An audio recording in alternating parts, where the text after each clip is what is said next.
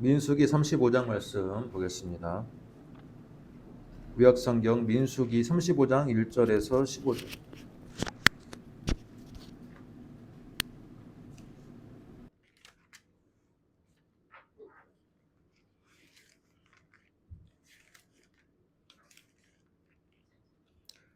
(35장) 1절에서 15절 말씀.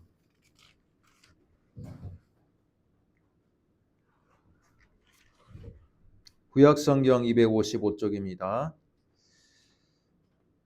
저와 여러분이 한 절씩 교독하겠습니다. 여호와께서 여리고 맞은편 요단강가 모압 평지에서 모세에게 말씀하여 이르시되 이스라엘 자손에게 명령하여 그들이 받은 기업에서 레위인에게 거주할 성읍들을 주게 하고 너희는 또 그 성읍들을 두르고 있는 초장을 레위인에게 주어서 성읍은 그들의 거처가 되게 하고 초장은 그들의 재산인 가축과 짐승들을 둘 곳이 되게 할 것이라.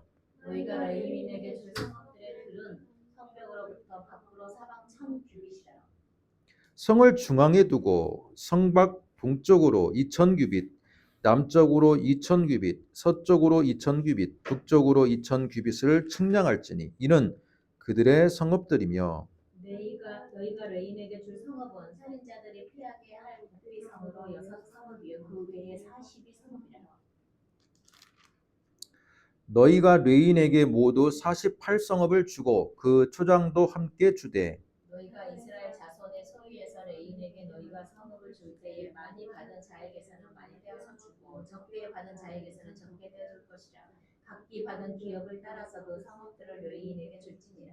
여호와께서 또 모세에게 말씀하여 이르시되 이스라엘 자손에게 말하여 그들에게 이르라. 너희가 요단강을 건너 가나안 땅에 들어가거든 너희를 위하여 성읍을 도피성으로 정하여 부지 중에 살인한 자가 그리로 피하게 하라. 이는 너희가 복수할 자에게서 도피하는 성을 삼아 살인자가 회중 앞에 서서 판결을 받기까지 주지 않게 하기 위함이니라. 너희가 줄 성읍 중에 6을 도피성이 되게 하되 새 성읍은 요단 이쪽에 두고 새 성읍은 가나안 땅에 두어 도피성이 되게 하라. 같이 읽습니다. 이 6성읍은 이스라엘 자손과 타국인과 이스라엘 중에 거류하는 자의 도피성이 되리니 부지 중에 살인한 모든 자가 그리로 도피할 수 있으리라. 아멘. 반갑습니다. 민수기가 36장까지 있는데 오늘로써 저는 민수기를 마지막 설교로서 마무리하려고 합니다. 36장은 좀 번외적인 부분들이 있어 슬로보아스의 딸들에 대한 부분이 있어서 35장 민수기 마지막 장이라고 마지막 설교라고 볼 수 있습니다. 지난주 설교 제목을 혹시 기억합니까? 지난주 설교 제목. 오늘 도피성인데 오늘의 설교 제목이 도피성인데 지난주 설교 제목은 마찬가지로 세 글자입니다. 땅 분배입니다.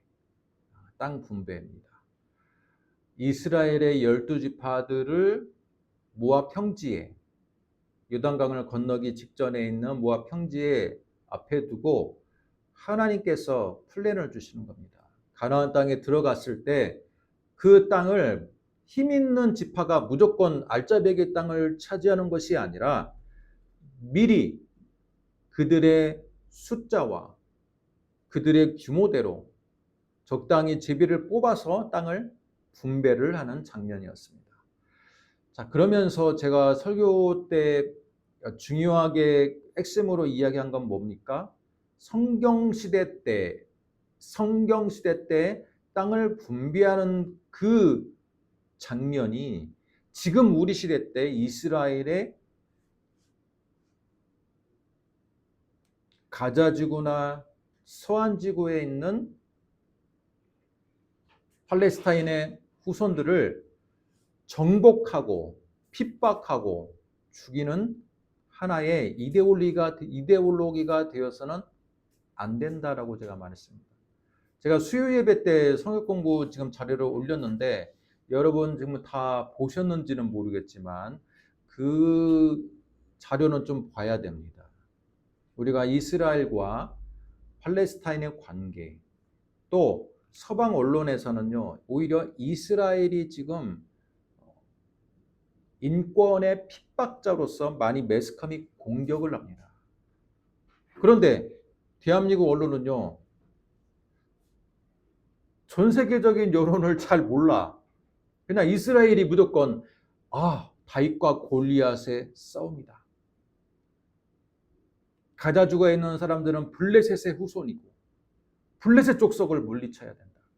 너무나도 단순한 논리로 지금 우리 시대의 말씀을, 현상을 본다는 겁니다. 근데 그 많은 기독교인들이 그 현상을 보는 근거가 뭐냐? 성경이라는 겁니다. 성경이에요.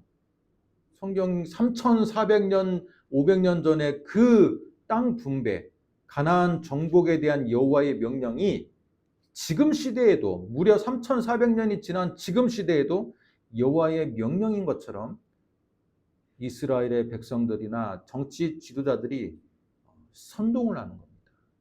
선동을 해요. 저 사람들, 블레셋의 후예들, 우리가 정복해야 될 대상이고, 말 안 들으면 잡아 가두거나 죽여도 되는 대상이다라고 선동을 합니다.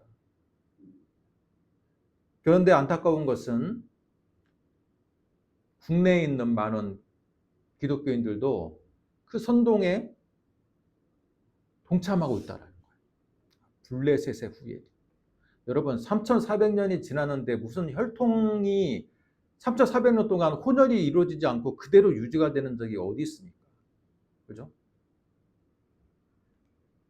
자, 오늘 말씀은 포커스, 지난주가 땅 분배를 통한 지금 우리 시대의 이스라엘과 팔레스타인의 관계에 초점을 맞추어 보았다면, 오늘 말씀은 뭡니까?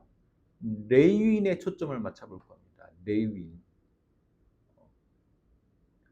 레위인의 초점을 맞춰보면서 이 레위인이 지금 우리 시대에 주는 교훈이 무엇이냐?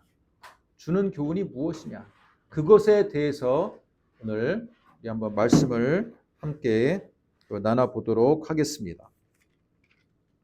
자, 오늘 35장 1절을 보시면 35장 1절에서도 장소는 똑같아요. 장소는 봐봐요. 어디입니까? 여리고 맞은편. 아직 요단강을 건너서 여리고 성읍으로 들어가지 않았고, 여리고 맞은편, 한마디로 모압 평지예요. 모압 평지. 아직 요단강을 건너지 않았어요. 자, 모압 평지에서 여호와께서 모세에게 말씀하여 이르시되, 그러면서 레위인들에게 줄 성읍을 미리 하나님께서 플랜을 또 주시는 거예요.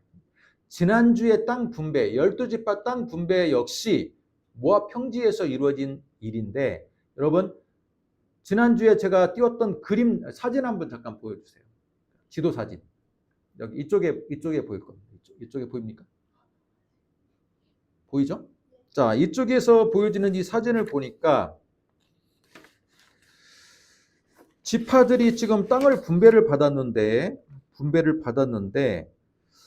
제가 볼 때는 가장 가운데 있는 이 므낫세가 아주 큰 혜택을 받았습니다. 봐보세요, 지도를. 서므낫세, 동므낫세 하면서 땅이 가장 넓어요, 므낫세가. 그렇지 않습니까? 동서남북으로 요단강을 중심으로 요단강 동편과 요단강 서편을 분배를 받았는데, 이 므낫세가 그 당시에 가장 강성하고 인구가 좀 많았기 때문에 많이 준 겁니다. 많이 준 거예요. 뿐만 아니라 저는 므낫세 바로 밑에 있는 에브라임 지파도 좋은 땅을 분배받았어요. 여러분, 에브라임 지파 안에 있는 도시를 봐보세요. 무슨 도시가 있습니까? 베델이 있고요, 아이성이 있고요, 실로가 있고요. 실로라는 이 도시는요, 사사기 350년 동안 성막이 있던 장소예요. 한마디로 말하면 사사기 시대의 실질적인 정치적인 종교적인 중심지였다는 거예요. 그런 걸로 볼 때 여러분 에브라임 지파도 땅은 므낫세에 비해서 넓지는 않지만 중요한 도시들을 분배받았다라는 것을 알 수 있습니다. 반면에 유다 지파를 보세요. 여기 지도에서 왜 유다 지파를 색깔로 안 입혔는지는 저는 잘 모르겠는데 유다 지파를 봐보세요. 유다 지파는 사해를 옆에 동쪽에 사해를 끼고 있고요. 서쪽에는 누구를 끼고 있습니까? 지도를 봐보세요. 누구를 끼고 있어요? 그 당시에 강력한 족속이었던 블레셋과 사해 사이에 있는 땅을 분배를 받았어요. 결코 좋은 땅이라고 볼 수 없어요. 여러분 블레셋의 점으로 되어 있는 이 도시 중에 제가 지난주에 성경 공부 때 이야기했죠. 눈에 띄는 도시가 어디에 있습니까? 블레셋 해안가에 있는 도시. 이 정도 이야기였으면 답이 나와야 되는데 가사. 여러분 이 가사가 지금 가자지구예요. 가사를 중심으로 이루어지고 있는 그 지구였기 때문에 가자지구라고 하는 거예요. 거의 장소가 비슷합니다. 그리고 블레셋이라는 빨간 글자 바로 밑에 가드라는 도시가 있는데 이 가드라는 도시도 블레셋의 5대 도시 중에 하나이고 가드에서 누가 배출이 됐습니까? 골리앗이 나온 사람. 골리앗이 배출이 됐어요. 자, 이처럼 강성한 블레셋 족속 바로 블레셋 족속과 사이에 끼어있는 땅을 분배받았는데 이 땅이 유다 지파가 분배받은 땅이에요. 그러나 유다 지파에게는 누가 있습니까? 그 유명한 성역 공부를 다시 해야겠네. 그 당시에 족장이었던 유다 지파의 족장이었던 갈렙이 있다라는 거예요. 이 산지를 내게 주소서. 갈렙이 지금 저 산지를 말하는 것은 바로 유다 지파가 지금 분배받은 이 험악한 땅에서 진취적이고 믿음을 가지고 정복 전쟁을 하겠다라는 그런 표입니다. 때문에 불리한 땅을 분배받았지만 유다 지파는 그 유다 지파의 경계 안에 무슨 도시가 있어요? 베냐민과 유다 지파 경계 안에 예루살렘이 있어요. 이 예루살렘을 유다 지파의 중심지로 여부서 족속을 물리쳐서 삼았어요. 나중에는 이곳이 정치적인 종교적인 중심지가 되는 겁니다. 여러분 믿음은요 쟁취하는 자의 것이다. 그죠? 진취적인 사람, 믿음으로써 정복 전쟁을 여호와가 주신 땅을 믿음으로 나아가는 자의 것이다 라는 것을 우리가 이 땅 분배를 통해서 알 수 있습니다. 땅 분배를 통해서 알 수 있어요. 나에게는 좋은 땅을 주지 않았다. 여러분 좋은 땅이란 건 좋은 환경이에요. 그래요 안 그래요? 나에게는 왜 좋은 환경이 주어지지 않았지? 그걸로 계속 원망하고 나 제비를 잘못 뽑았네. 여러분 그렇게만 원망하면요 그 지파는 발전이 없습니다. 내가 처한 환경이 좋지 못할지라도 갈렙과 같이 이 산지를 내게 주셔서 이곳을 여호와 하나님이 내게 붙였으므로 내가 그들에게 만군의 여호와 이름으로 나가겠다. 여러분 그렇게 선포하고 나가는 자는 하나님의 축복을 받을 겁니다. 아멘. 자, 그런데 제가 하고 싶은 이야기는 뭐냐면 지금 지난주에 땅 분배를 받았는데 자세히 보면 어느 지파가 없습니까? 어느 지파가 없어요. 르우벤은 바로 사해 동쪽에 있잖아요. 그리고 제가 지지난주 설교할 때 요단 동편에 가나안으로 들어가지 않고 요단 동편에서 그냥 우리는 여기가 좋사오니 그러면서 머물렀던 지파가 르우벤과 갓지파라고 이야기했잖아요. 자, 여기 지도에 없는 지파는 레위 지파가 없다라는 거예요. 그러면 멸한 지파이지 않습니까? 대신에 요셉이 장자권을 얻어서 요셉의 두 아들이 지파가 되었잖아요. 에브라임과 므낫세. 그런데 이 장자권을 부여받은 지파답게 므낫세는 광대한 땅을 부여받았고 에브라임은 어때요? 딱 중간에 있는 핵심 도시의 지역을 분배를 받았다라는 거예요. 축복을 받았다라는 겁니다. 레위지파는 어디에 있습니까? 오늘 우리가 읽은 말씀에 비추어 볼 때, 그러면 자, 이제 지도는 내려주세요. 레위지파는 어디에 있습니까? 오늘 우리가 읽었잖아요.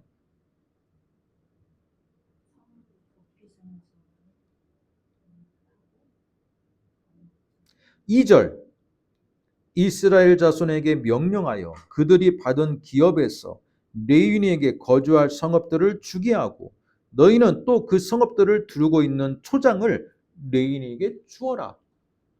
지파마다 있는 거. 그래서 분배받은 이 성읍들의 사이즈까지 하나님께서 사이즈까지 알려주셨어요. 여러분 사이즈를 봐보세요. 5절, 성을 중앙에 두고 성 밖 동쪽으로 2000규빗, 남쪽으로 2000규빗, 서쪽으로 2000규빗, 북쪽으로 2000규빗을 측량할지니 이는 그들의 성읍이 될 것이다. 여러분 이 도량령이 나오는데 규빗이라는 도량령은 한 이 정도 사이즈가 되는 거예요. 이 정도, 이 팔뚝만한. 자, 그런데 2000규빗이 1000규빗, 1000규빗 한마디로 말하면 성의 중심에서 여러분 그 당시에는 성읍이 어떻게 됐습니까? 성벽을 두르는 거죠. 성벽을 두르는데 성의 중심에서 성벽까지가 동서남북으로 이 성의 사이즈가 비슷하다고 본다면 이게 1000규빗이에요. 성 중심에서 여기 동쪽으로 1000규빗, 북쪽으로 1000규빗, 서쪽으로 1000규빗, 남쪽으로 1000규빗의 성을 쌓아져 있는 그 도시를 레인에게 주어라. 그런데 놀라운 것은 단지 1000규빗의 성벽을 쌓은 그 성을 주는 게 아니라 그 성벽에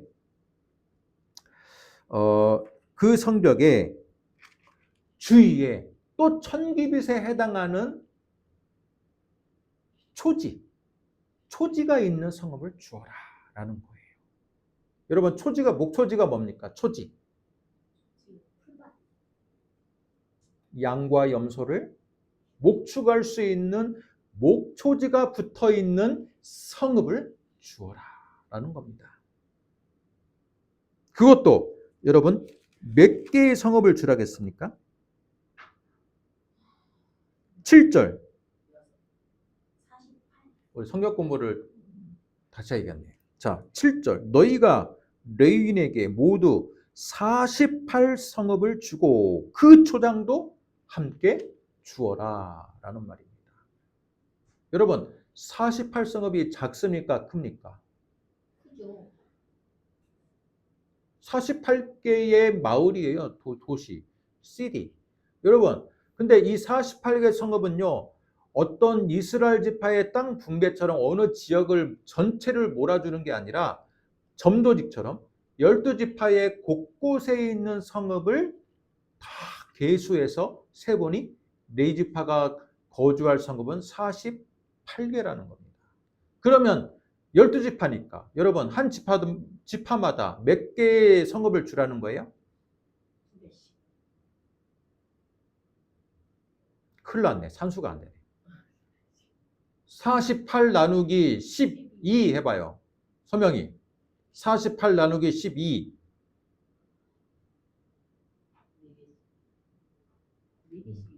4개의 성읍. 한 지파마다 4개의 성읍을 평균적으로 분배해 주라는 겁니다. 여러분 자세히 생각해 보세요. 지금 어디에 있어요? 모압 평지에 있어요. 근데 모압 평지에서 지금 레위인들이 12지파 안에 지금 흩어져 있나요? 40년 동안 광야 생활하면서 그들의 여러분 대형이 뭐예요? 한가운데는 왕이신 여호와 하나님을 모시는 성막이 있고요. 성막 동쪽에 서쪽에 북쪽에 남쪽에 이 4개의 방위를 중심으로 각 방위마다 4개 지파를 배열했습니다. 432. 12지파가 성막을 싸고 있는 구조예요. 12지파가 성막을 싸고 있어. 왜? 가운데에는 왕이 있는데 그 당시에 가운데 왕은 여호와 하나님이므로 하나님이 계시는 성막을 4개 지파씩 이렇게 동서남북으로 에워싸고 있는 형태로 지금 계속해서 수십 년 동안 이동을 했다라는 거예요. 그러면 4지파는 어디에 있습니까? 여러분 이 말씀에 근거해 보면 4지파는 12지파 안에 섞여 있어야 돼요. 그래요, 안 그래요? 그런데 성경을 읽어보면 4지파는 섞여 있지 않습니다. 광야 생활할 때 4지파는 섞여 있지가 않아요. 어디에 있습니까? 성막을 둘러싸고 있는 그 주변에, 가장 중심 가운데 그 주변에서 거주하면서 같이 이동하는 거예요. 그런데 하나님께서 오늘 말씀을 보면요, 획기적인 변화를 일으킵니다. 그래요, 안 그래요?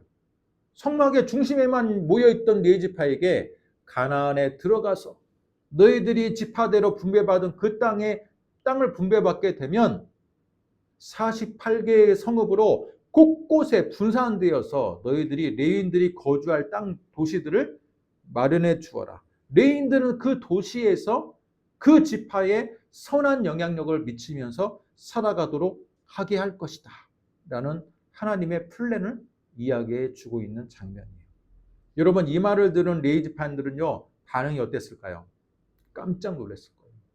수십 년 동안은 지금 성막을 떠나지 않았거든요. 그죠? 성막을 떠나지 않았어요.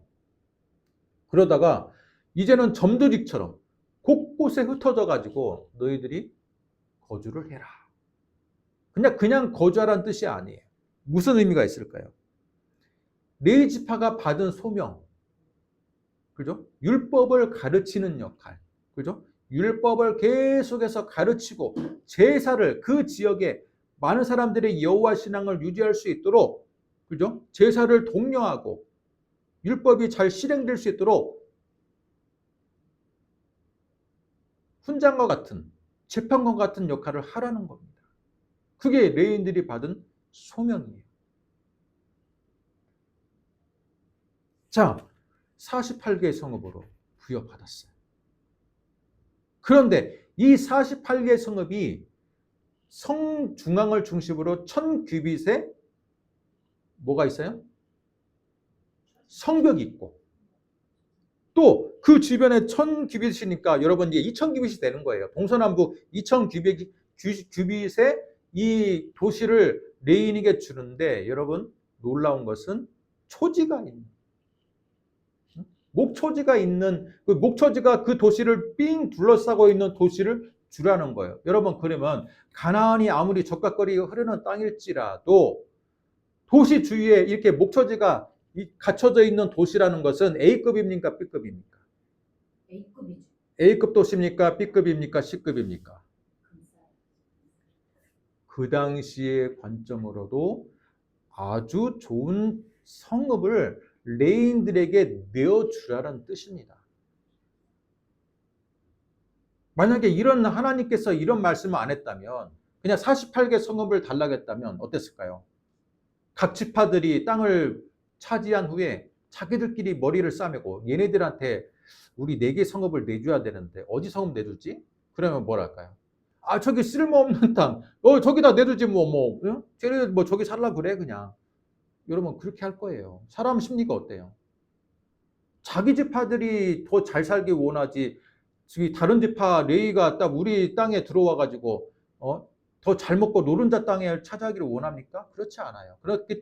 그랬기 때문에 하나님은 사람의 심리를 알기 때문에 좋은 땅의 규준을 세워줬다라는 거예요. 적어도 레위한테 줄 성읍은 주변의 목초지가 1000규빗이 둘러싸고 있는 성읍을 주어야 한다라는 겁니다. 이건요 그 당시 기준으로도 정말로 좋은 땅이라는 거예요. 가나안 중에서도 좋은 땅을 주라는 겁니다. 여러분 이것을 가리켜서 목사님들이 이 부분을 강해 선교할 때 그래요.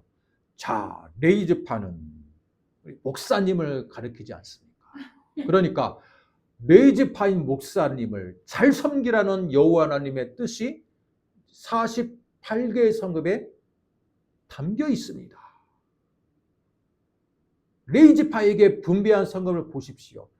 천규빗이 동서남북으로 둘러싸여 있는 성벽이 있을 뿐만 아니라 그 주위를 또 천규빗의 목초지가 둘러싸고 있는 알짜배기 땅을 주어야 했던 것처럼 목사님을 잘 섬기는 자에게 하나님은 복을 주신다는 겁니다. 성경 말씀을 본인 편하게 좀 해석하는 분들은 그렇게 오늘 본문을 해석할 수 있어요. 자, 그런데 여기서 제가 한 가지 질문. 과연 그 당시에 레위인들이 지금의 목사를 지칭하는가? 목사들을 지칭하는가? 동일시할 수 있는가? 그 질문을 반드시 우리는 해봐야 돼요. 그렇지 않습니까? 지금의 목회자와 그 당시에 레위인의 공통점이 있으니까. 공통점이 있어요. 무슨 공통점이 있습니까? 하나님으로부터 소명을 받았어요. 어떤 소명? 레위인한테는 율법을 가르치는 소명, 목회자한테는 하나님의 말씀을 가르치는 소명, 한마디로 가르침의 소명을 받았어요. 또 하나님의 편에 서서 제사와 예배를 인도할 수 있는 책임도 받았어요. 그렇지 않습니까? 그런데 그러므로써 어떻게 해요? 그들이 맡고 있는 공동체를 하나님을 잘 믿는 신앙인으로서 교화할 수 있도록, 그죠? 거룩해질 수 있도록 거룩함의 책임을 받았어요. 이건 공통점이야. 하지만 공통점만 있습니까? 가장 큰 차이점은 뭐냐? 여러분, 레위인은 신분이라는 거예요. 신분. 레위인은 혈통적으로 타고난 신분이에요. 그래 안 그래요? 레위인은 신분이에요. 한번 레위 지파로 혈통을 타고나면 그 사람이 레위인이라는 것은 죽을 때까지 변하지가 않아요. 그러나 지금은요, 목사가 레위인입니까? 신분입니까? 많은 교회들이 착각하는 게 이 목회자가 신분이라고 생각해. 신분. 여러분, 목사도 지금 현 시대에서는요, 많은 직업군들 중에 하나예요. 신학을 전공을 해서 목사고시를 통과해서 노회와 총회에서 이 사람이 목사가 되기에 자질과 실력이 우리가 요구하는 그 테스트에 합당하기 때문에 목사 증서를 준 것뿐이에요. 근데 만약에 이 사람이 나중에 나 목회 안 하겠다. 그러면 목회 안 하면 그래도 목사입니까? 많은 성도들이 목회를 쉬고 있어요. 목사가. 그런데도 목사님 신분으로 착각해요. 신분으로. 여러분, 목회를 쉬고 있으면 그 목사는 목사라기보다는 그냥 일반인이에요. 일반인. 신분이 아니라는 거예요.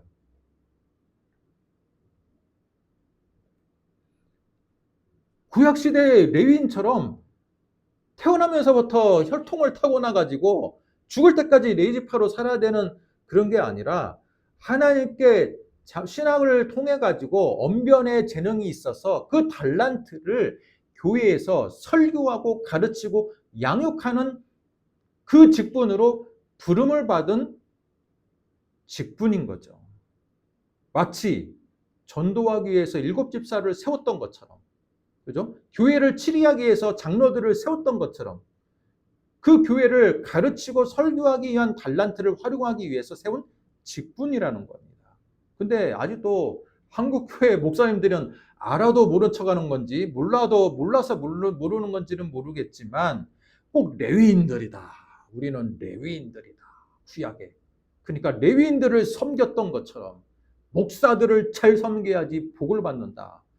아주 좀 단순한 논리로 오늘 말씀을 해석하는 경향이 있습니다.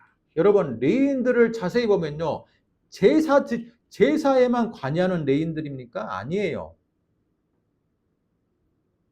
야곱이 아니라, 자, 아론의 그 많은 아들 중에서도 어떤 한 아들 계파만 제사를 주관하는 제사장이 되었고요. 나머지의 그 그 아들들은요, 후손들은 뭐가 됐습니까? 성막 기구를 옮기는 역할을 하는 레위인도 있고요. 청소하는 레위인도 있고요. 그죠? 성막 그 기구들을 그냥 물로 계속 닦기만 하는 레위인도 있어요. 근데 왜 그게 레위인들이 목회자가 됩니까? 만약에 그 레위인들을 지금으로 대입하면요. 교회 사찰 집사도 레위인이에요. 그래요, 안 그래요? 제가 답답해서 이야기하는 거예요. 교회 사찰 집사도 레위냐? 교회에 있으니까. 교회 사무를 보면 사무원들도 다 레위냐? 그러면. 근데 왜 목사들만 레위인이라고 생각하는지. 여러분, 우리가 자세히 알아야 돼요. 자세히. 제가 지난주에 이어서 흥분을 안 하려고 했는데 하여튼 성경을 너무 아전인수격으로 해석을 하다 보니까 레위인이 목회자다라고 해가지고 이제 이상한 신분을 만들어서 이제 직분과 신분 자체도 구분하지 못하는 너무 좀 수준이 낮은 기독교가 되고 있는데 여러분 그래서는 안 됩니다. 그래서는 안 돼요. 자, 근데 여기서 주는 교훈이 뭡니까? 48개의 성읍을 골고루 분배해서 레위인들에게 그곳에 거주할 수 있도록 한 것은 하나님이 그들에게 거룩한 책임을 주셨다라는 거예요. 여러분, 불교는 사찰이 대부분 어디에 있습니까? 산에 있죠. 속세를 떠나서 수행하기 좋은, 도를 닦기 좋은 깊은 산 속에 있습니다. 지금의 절들은 도시 가운데 있지만 여러분, 그건 개발되기 전에 있던 곳이 지금은 개발이 돼서 그런 거고요. 개발되기 전에 그쪽도 다 산이었고 촌이었습니다. 그죠? 그런데 하나님은요, 불교의 사찰처럼 한적한 곳으로 레인을 몰아넣지 않았다는 거예요. 뭐예요? 세상 곳곳에 거주할 수 있도록 한 거예요. 여러분, 그게 저는 하나님이 교회에게 원하는 바이지 않을까요? 교회가 지금 세상을 속세를 떠나서 한적한 곳에 있습니까? 세상 가운데 있습니까? 우리가 있는 교회도 마찬가지지만 세상 한가운데 있어요. 도시 한가운데. 도시 한가운데 있다는 건 뭐예요? 도시 한가운데에서 그 너희들이 만나는 도시인들에게 하나님의 말씀을 전도하고 가르치고 양육하고 하나님의 백성들을 만들어 나가라는 거예요. 세상을 초월하지 말고 세상을 피하지 말고 너희들이 세상 안에 침투해서 세상을 변화시키라는 말이에요.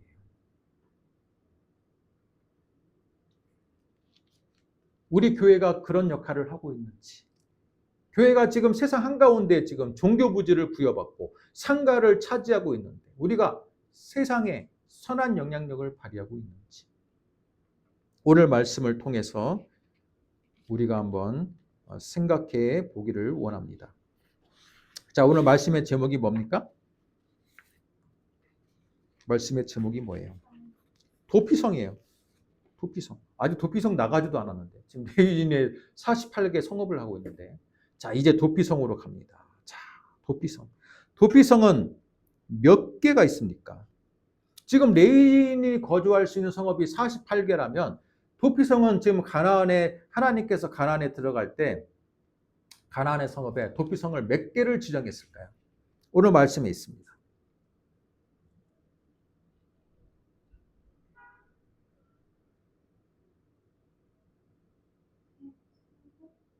몇 절에 있습니까?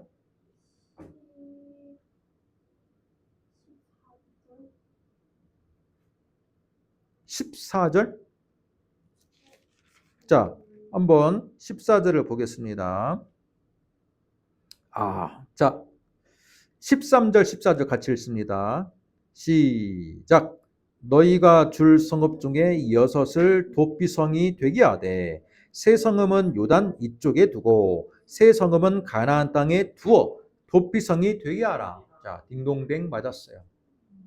요단강을 중심으로 좌측에 3개의 도피성을 만들고 요단강을 중심으로 동편에 3개의 도피성을 만들어서 그 도피성으로 하여금 억울한 자들이 없게 하도록 하라 있다라는 겁니다.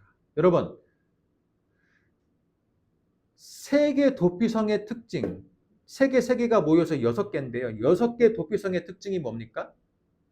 48개 레이 성읍 중에 하나라는 거예요. 이 6개 성읍은요, 이 48개 레이 성읍에 다 포함되어 있다는 거예요. 도피성이라고 해서 따로 레이 성읍하고는 전혀 분리된 도시를 여러분 성읍으로 지정한 게 아니라 48개 성읍 중에 딱 6개를 택해서 그 6개 성읍이 도피성이 되게 했다라는 겁니다. 이건 뭡니까? 그러면 도피성이 뭐예요? 한마디로 도피한다는 거예요. 여러분, 도피해서 숨어있는 성이라는 뜻이에요. 자, 도피성에 들어갈 수 있는 자격이 어떤 사람이 도피성에 들어갑니까? 부지불식간에. 여러분, 과실치사란 말 들어봤습니까? 과실치사가 뭐예요? 가장 많이 사용되는 과실치사가 단어 사용되는 곳이 운전하다가 과실치사했다는 거예요. 뭐요? 사람을 죽일 생각은 없었어요. 교통사고 낼 생각도 없었어요. 그런데 졸음운전을 해요. 또는 알코올을 마시고 음주운전을 해요. 그러다가 사고를 내서 누구를 돌아가시겠어. 과실치사입니다. 도피성은요, 과실치사를 하게 된 사람들을 위한 제도예요. 양을 치다가 또는 여러분 나무를 베다가 도끼가 갑자기 딱 나무를 쳤는데 도끼가 도끼날이 빠져버렸어. 그래가지고 바로 옆에 있는 사람 머리에 딱 맞아가지고 그 사람이 머리에 맞아서 피 흘려 죽었어요. 그게 과실치사입니다. 나는 의도하지 않았는데, 그죠? 의도하지 않았는데 어떻게 하다 보니까 실수로 옆에 있는 사람을 죽이게 됐어요. 그러면 여러분, 그 당시의 율법에 의하면요, 그 당시 율법이 아니라 그 당시의 일반적인 풍습에 의하면 과실치사가 됐던, 그냥 의도적으로 살인마가 되어가지고 살인을 했던 그 사람이, 어떤 사람이 죽었잖아요. 그 사람을 죽인 자를 죽임을 당한 그 가문에서 그 사람을 죽인 자를 찾아가서 똑같이 죽여도 그 당시의 법에서는요, 그게 합법이에요. 무슨 말이에요? 눈에는 눈, 이에는 이예요. 그 사람이 A가 B를 죽였어. 근데 B의 가족에서 B의 가족이 딱 보니까 A가 죽였네? 그러면 B의 가족 중에서 그걸 참으면 그 가족은 바보가 되는 거예요. 명예살인이라고 압니까? 지금도 중동 지역에서는요, 명예살인이라는 제도가 있어요. 우리 가족에게 명예를 실추시킨 사람이 있어요. 그러면 그 가족의 구성원이 가가지고 우리 가족의 명예를 실추시킨 사람을 죽입니다. 또는 린치를 가해요.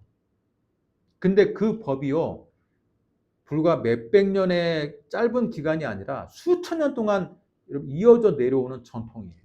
마찬가지로 나는 의도하지 않았지만 누구를 죽였어요. 그러면 그 죽임을 당한 집안에서 그 사람을 죽인 사람을 찾아와서 죽여야 돼요. 근데 그렇게 되면 어떻게 됩니까? 찾아와서 죽인 사람의 또 집안에서 보니까, 아니, 이 자식이 의도하지 않게 죽였는데 그렇다고 해서 와가지고 죽여? 그러면 또 이 집안에서 그 사람을 또 잡아서 죽여요. 그러면 어떻게 됩니까? 질서가 무너지고 피해 살육이 계속 끊어지지 않는 거예요. 여호와 하나님께서는 내가 너희들에게 줄 땅 가나안 땅에서는 피해 살육의 보복이 이루어져서는 안 된다 라는 의미로 도피성 제도를 줍니다. 도피성은 뭐예요? 부지불식간에 내가 의도하지 않았는데 사람을 죽였어요. 그러면 그 사람은요, 보복을 당하기 전에, 그죠? 보복을 당하기 전에 빨리 도피성으로 가요. 그리고 도피성을 지키고 있는 레위인들에게 가가지고 말해요. 내가 의도하지 않았는데 실수로 이 사람을 죽였습니다. 어떡합니까? 그러면서 재판을 받는 거야. 그리고 레위인들은요, 이 사람이 정말 실수로 사람을 죽인 건지 아니면 이 사람이 악해가지고 자신의 분을 못 이겨서 사람을 죽인 건지를 판별합니다. 그리고 만약에 이 사람이 실수가 아니라 이 사람은 평소 행실이 불량하고, 그죠? 화를 참지 못하고 폭력적이다라는 게 드러나면요, 이 사람은요 도피성에 받아주지 않아요. 어떡합니까? 이 사람 그냥 죽여버려요. 그냥. 이 사람은 네 죄값을 받으라 해가지고 죽여요. 그러나 재판을 해보니까 이 사람이 평상시에 너무 얌전해.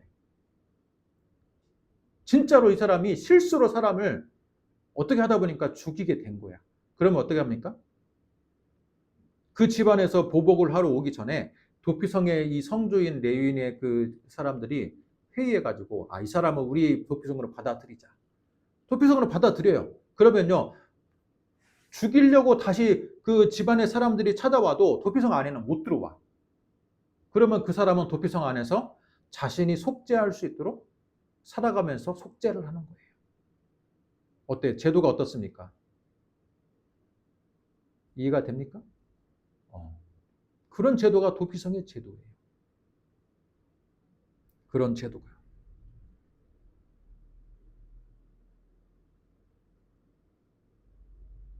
하나님께서는 죽은 사람의 생명도 중요하지만 부지불식간에 나도 의도하지 않았는데 실수로 죽인 사람의 생명까지도, 그죠? 그 사람의 생명이 무고하게 피를 흘리기보다는 도피성에서 어느 정도 기간까지는 보호를 받고, 대신에 그 사람은 도피성이 하나의 창살 없는 감옥이야. 마음대로 나갈 수 없어요. 나가면 또 여러분 보복하려고 좀 기다리고 있는 집안들이 있는데 나가면 어떻게 돼요? 법적인 보호를 못 받아요. 그러니까 그 사람은 어쩔 수 없이 대제사장이 죽을 때까지 거기서 수십 년을 그냥 사는 거야. 그러면서 속죄를 하는 거죠.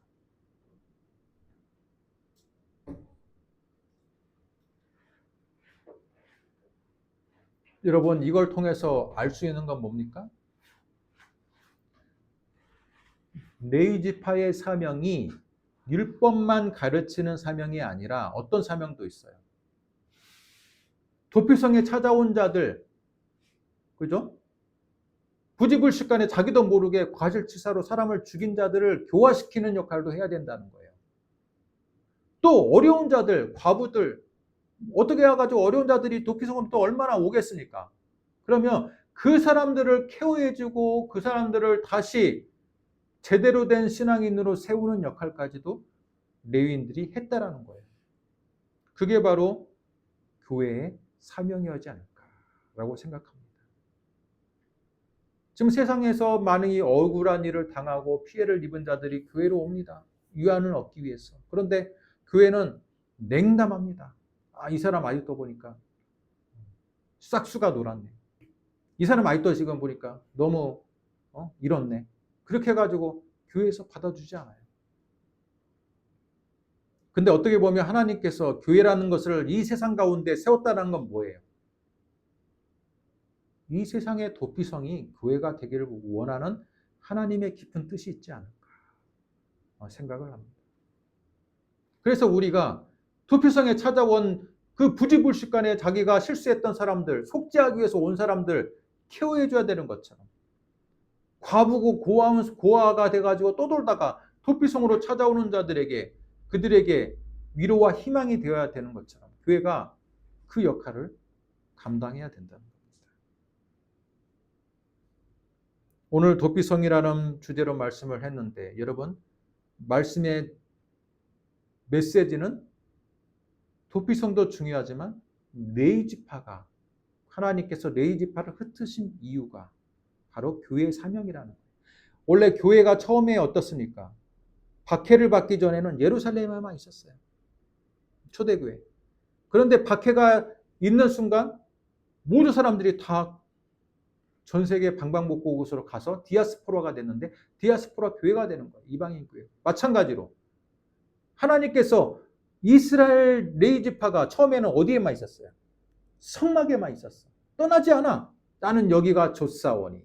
그런데 하나님은 어때요?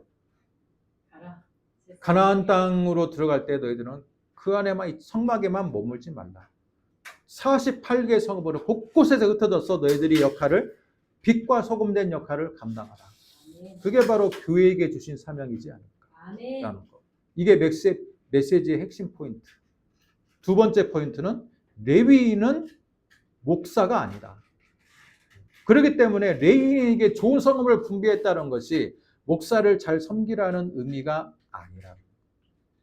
근다고 해서 목사를 함부로 대하라는 것도 아니지만 여러분 목사를 잘 섬겨야 하는 것이 레위 지파를 잘 섬기라는 말씀에 담겨 있다라는 이 곡해된 성경의 해석을 지양해야 된다는 거예요. 이걸 통해서 여러분 말씀의 교훈이 되기를 주님의 이름으로 축복합니다. 기도하겠습니다. 하나님 아버지 은혜와 사랑을 감사합니다. 오늘 우리에게 주시는 이 말씀처럼 진정으로 하나님께서 이 세상의 빛과 소금이 되기 위해서 레위 지파들을 48개 성읍으로 흩으셨던 것처럼 지금의 세상 가운데 있는 교회가 레위 지파와 같은 사명을 감당하기를 원합니다. 세상으로부터 상처를 받은 자들, 도피하러 온 자들에게 위로와 소망이 되는 교회가 되기를 원합니다. 교회가 위로와 소망이 되는 성도가 되기를 또한 원합니다. 하나님 우리에게 은혜 베풀어 주시고 진정으로 교회가 교회답게 온전하게 세상의 빛과 소금을 사명을 감당하는 믿음의 기관들이 되게 하시고 믿음의 사람들이 될 수 있도록 하나님 은혜 베풀어 주옵소서. 예수님의 이름으로 기도드립니다. 아멘.